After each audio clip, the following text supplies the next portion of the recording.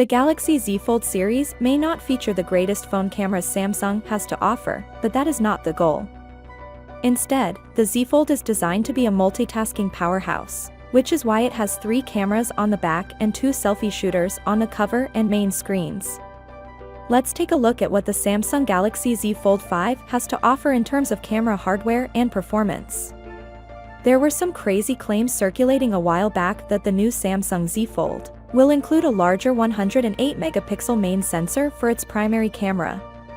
Unfortunately, based on recent leaks, that report is likely to be inaccurate. Instead, we anticipate to see the same 50 megapixels, but with a new sensor that delivers improved picture quality and enables additional camera functions.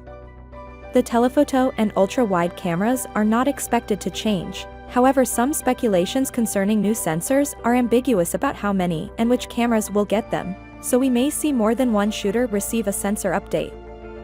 Finally, there has been some speculation that the selfie snapper on the cover display may be upgraded to a slightly higher megapixel count, increasing it from 10 megapixel to 12 megapixel, implying the use of a new image sensor.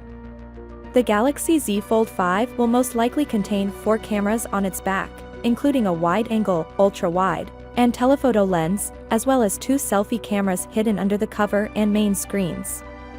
Here are the predicted megapixel counts for the Galaxy Z Fold's 5 cameras: main 50 megapixel, ultra-wide 12 megapixel, telephoto 12 megapixel, cover display selfie 10 megapixel, and inner display selfie 4 megapixel. Samsung is anticipated to unveil the Galaxy Z Fold 5 with its less expensive brother, the Galaxy Z Flip 5, sometime in August. In addition, this may be the first such statement made by the corporation in its own home nation Seoul. Finally, what are your thoughts about it? So without being said, let me know your thought in the comment below, and if you are new here, please subscribe. Peace out.